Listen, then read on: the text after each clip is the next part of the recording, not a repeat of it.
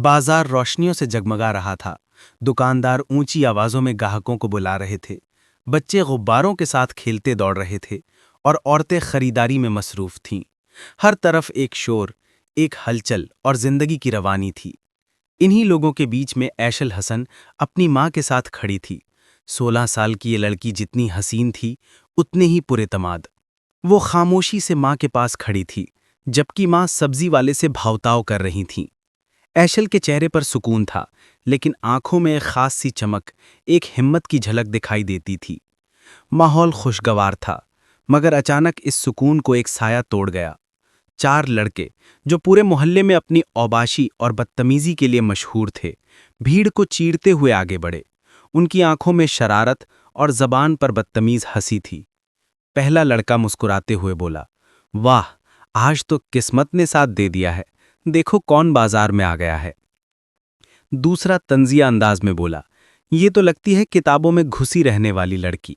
चलो देखते हैं जरा हमारी बातों में आती है या नहीं। तीसरा और ज्यादा करीब आ गया।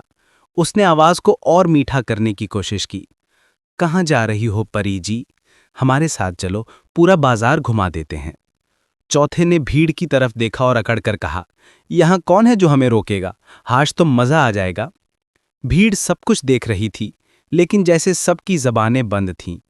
कुछ ने नजरें चुरा लीं, कुछ ने आहिस्ता आहिस्ता सरगोशियां कीं। ये वही लड़के हैं, रोज किसी ना किसी को तंग करते हैं, पर इनके सामने कौन खड़ा हो सकता है?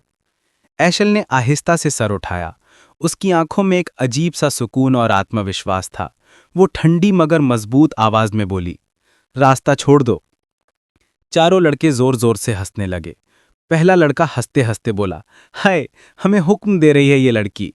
चौथा तंजिया हंसी के साथ बोला, कितनी शेरनी है ये तो। पहला लड़का झटके से आगे बढ़ा और ऐशल के हाथ से थैला छीनने लगा, लेकिन अगले ही लम्हे बाजार एक चीख से गूंज उठा। आह!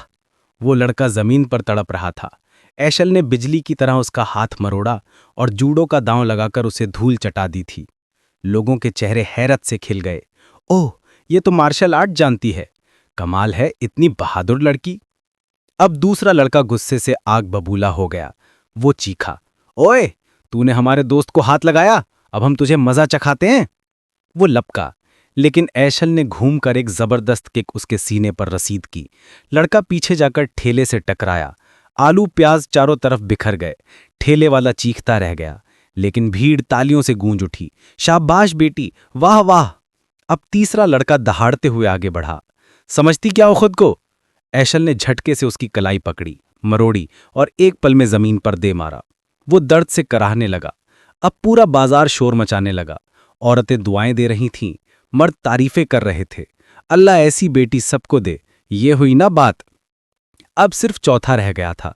उसके चेहरे का रंग उड़ चुका था, पसीना टपक रहा था और जबान लड़खड़ा रही थी। हम तो बस मजाक कर रहे थे, सच में। ऐशल उसकी तरफ तेज कदमों से बढ़ी। उसकी आवाज बिजली की कड़क की तरह पूरे बाजार में फैल गई। याद रखो, तुम जैसे लोग औरतों के लिए बाजार को जहन्नुम बना देते हो। अगर फिर कभी किसी लड़की को तंग किया तो समझ लो, हर लड़की ऐशल हसन बन सकती है। चौथे के कदम डगमगा गए। उसने अपने दोस्तों को उठाया और सबके सब दुम दबाकर भाग निकले। बाजार खुशी से गूंज उठा। हिम्मत वाली बेटी जिंदाबाद, ऐशल हसन जिंदाबाद। ऐशल की मां की आंखों में आंसू थे, लेकिन होठों पर फख्र की मुस्कान। वो आगे बढ़ीं, बेटी को गले लगाया और कांपती हुई आवाज में कहा, आज तूने सिर्फ मेरा नहीं बल्कि हर मां का सर फख्र से बुलंद कर दिया है। ऐशल ने मुस्कुराकर जवाब दिया, अम्मी, वक्त आ गया है कि लोग बेटियों को कमजोर समझना छोड़ दें। अगर कोई नजर उठाए तो जवाब यही मिलेगा। बाजार की भीड़ अब ऐशल के गिर्द जमा थी। औरतें दुआएं दे रही थीं, मर्द तारीफें कर रहे थे, बच्चे तालियां बजा रहे थे। सबकी जबान पर एक ही नाम था, बाजार की शेरनी, ऐशल हसन।